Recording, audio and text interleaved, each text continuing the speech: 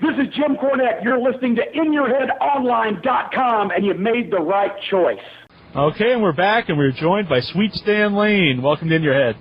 Hey, it's great to be here. Thanks for having me, guys.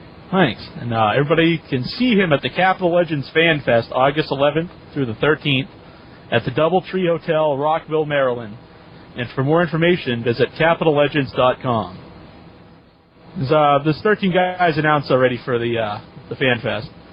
And Greg Price told me that this is going to be the first time that all three members of the Midnight Express, along with Jim Cornette, are going to be together at once at a Fan Fest.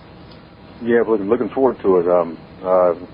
It's always a fun time, especially when you got Jimmy Cornette there, because, you know, as you guys probably know from talking to him or from just seeing him on TV doing interviews, he's a non-stop fun fest. And then when you add myself and beautiful Bobby and Loverboy Dennis Connery to the mix, I think it should be a fun weekend for everybody involved.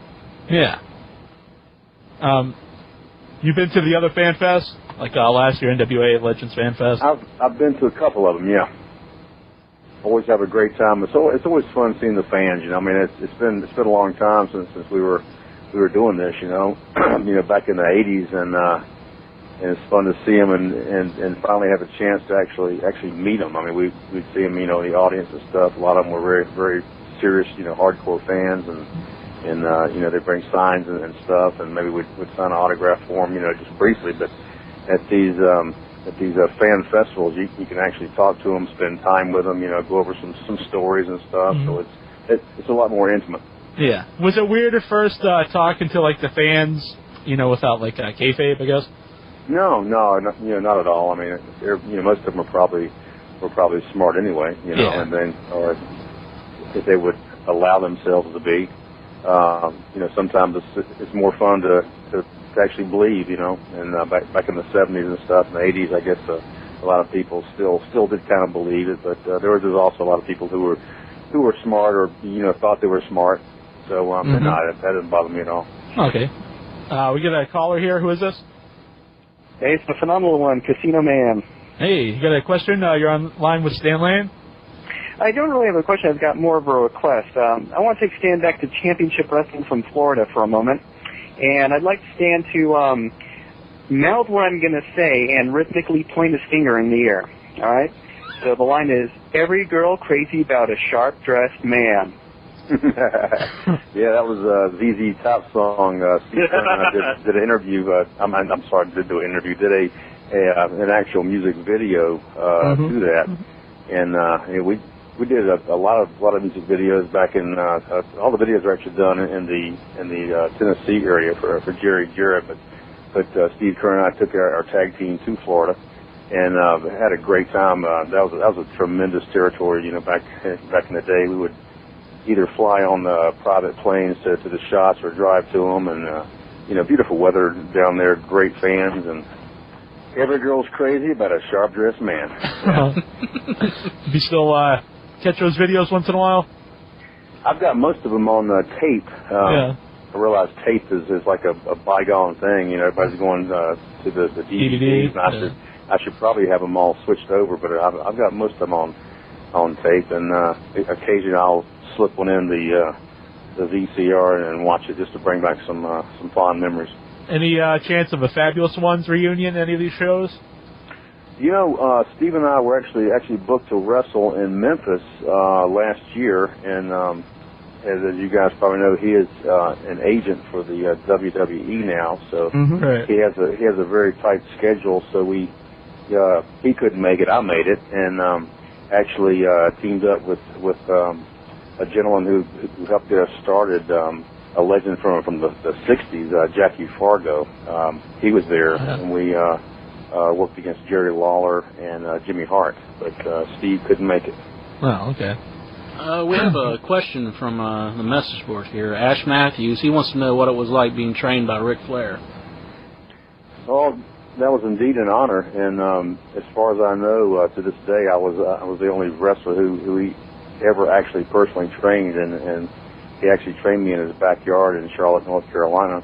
I met him in Myrtle Beach. I was a bouncer, one of the top-rated nightclubs down there called Mother Fletcher's, and he and I just hit it off. We exchanged phone numbers, and he wound up. I guess it was about a 6-week training session. I would drive down from Greensboro. When I left Myrtle Beach, I moved back to my hometown of Greensboro, which is about 90 miles from Charlotte, and I would drive down there 2 to 3 times a week and get stretched, and we ran wind sprints, and then we lifted weights, and we did some amateur wrestling in his backyard and in the dirt and stuff. And he had Jeff Porch come over and stretch me a little bit, and Jeff's son Gary come over. Big John Studd came by one day to intimidate the hell out of me, but it was a fun experience for me. Why didn't you wrestle with the Stan Flair name longer? You know, I'm not really sure. That started out. That was my, I think, in my first couple of territories, and Flair gave me his blessing to be called Stan Flair. You know, even though we never really discussed the fact that I was going to be his, whatever, his brother, his cousin, or whatever. But it just didn't last long, and I felt that as far as longevity in my career, I'd be better to go with my own persona. Yeah. Was there any animosity between you and Dennis Condrey when you took over for him in the Midnight Express? No, I was actually very, very happy.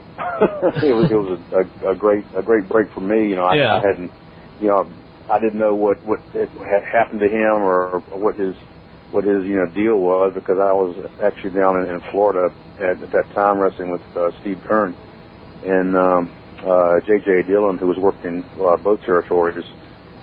Told me that the Carolinas booker at that time, Dusty Rhodes, wanted to talk to me, so I called him up, and I was invited up to Charlotte, flew up there, was picked up at the airport by Bobby, went down there and talked to Dusty, was offered Dennis a spot because he had apparently gone AWOL, and I certainly jumped at the opportunity, and within 2 weeks I'd moved from Tampa to Charlotte. Do you have any good Jim Cornette stories? I've got several of them. I've told the same ones over and over. I don't want to bore the fans. He's a funny guy. He's definitely afraid of insects and stuff. He has a short fuse, a nasty temper, and I used to scare him on airplanes too. Matter of fact, he's so frightened of flying that he's actually stopped flying. He will drive across country now to a show rather than fly. Yeah. We were in Orlando, Florida, 2 weeks ago. Did a pay-per-view match. I say pay-per-view, but it wasn't shown live. It was shot to be shown later. But yeah, the Legends show. Yeah. He actually drove down there from Louisville, Kentucky, rather than flying. I think it's about a 2 or 3 day trip for him. Mm-hmm. But I used to scare him on the airplane, but he'd fall asleep on the airplanes a lot. After if it was a bumpy flight, he'd be like wide awake and scared, hanging on to his seat and stuff. But if it was a fairly smooth flight, he would doze off, and he'd actually dozed off this, one time he had his arms folded, he had his seat back, tray table down, and he had, I think, like a People magazine on there, and his head was like, bowed over, and he was asleep, but it actually looked like he was reading. He was like intently, gazing down at this People magazine. So I saw that, so I grabbed the Hustler magazine from my bag, and I definitely slid the People magazine out. I slid the Hustler centerfold in there, so it looked like he was just staring at this, lady's genitalia about 6 inches away. And this went on for probably about 15 minutes, and finally a flight attendant went, Sir, please take that magazine. Oh my God! And he jumped in there. It was funny. We all laughed. I think that's what Barbie does during our show. Is that a fact? Yeah. Have you ever those centerfolds? Have you ever seen America's Most Wanted wrestle? New tag team in TNA. I think they were on a show that we did. So I would say yes. I think I have. I just wondered what you thought of their version of the Vegematic. I haven't seen that, but it's. Well, they call it the Last Ride. Oh, is that right? Okay, well. Death sentence. Death sentence. Imitation is the most sincere form of flattery, so I guess if they're copying this, then it's a compliment. Yeah. You have another question from the message board? Let's see here. Finley Effect, he wants to know what you think of Fit Finley. If you know who he is. Fit Finley. I don't believe I've ever met Fit Finley. I've seen him on TV sporadically, but I never met him. Why didn't you stay with the Heavenly Bodies longer?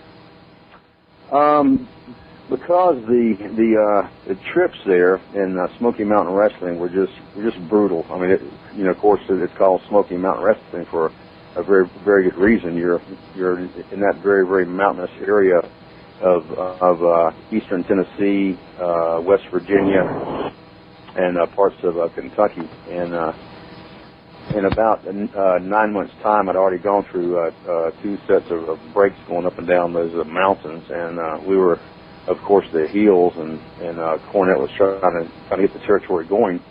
So he'd piled a lot of heat on us, and these hardcore fans up in towns like Hazard, Kentucky, and Harlan, Kentucky, and stuff. They were on the verge of knifing us. I mean, every night.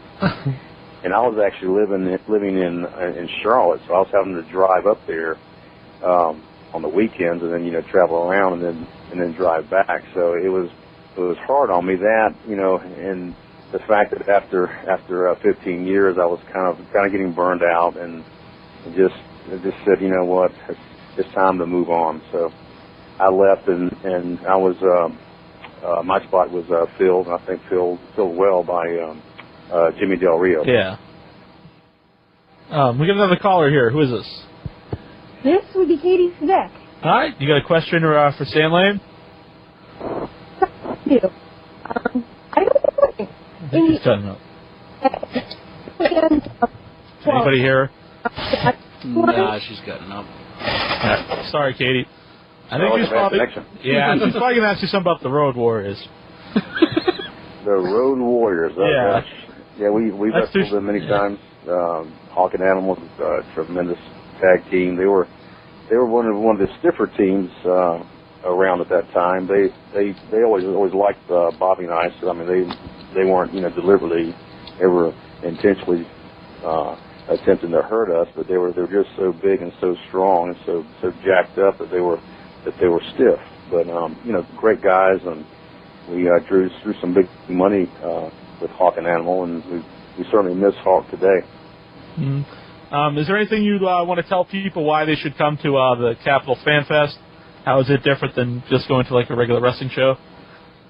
Oh, these fan fests. I mean, a wrestling show's fun as far as watching guys perform, but these fan festivals, I mean, you can actually meet, greet, and spend time with us. I mean,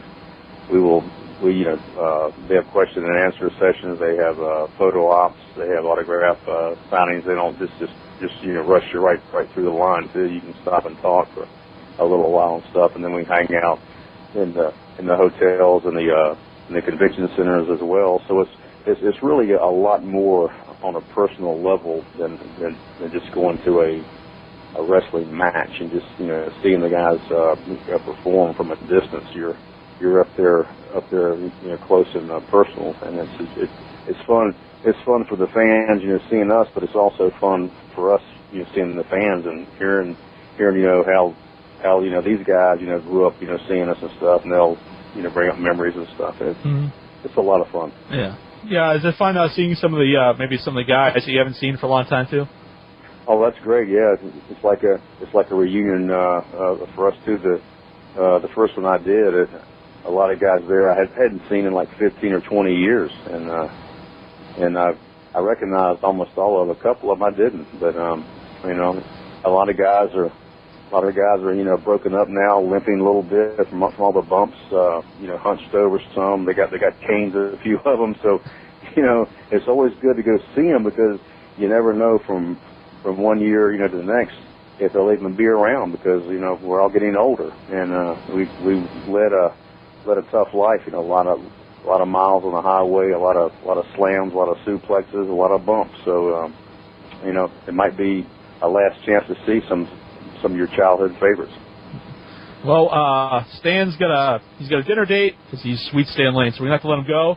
We really appreciate you coming on here. Had a great time, guys, anytime, and looking forward to seeing you guys there, too, and always look forward to listening to In Your Head Wrestling Radio. This is Dr. Tom Pritchard saying listen to InYourHeadOnline.com for all the latest, the greatest, and superstars that you want to hear.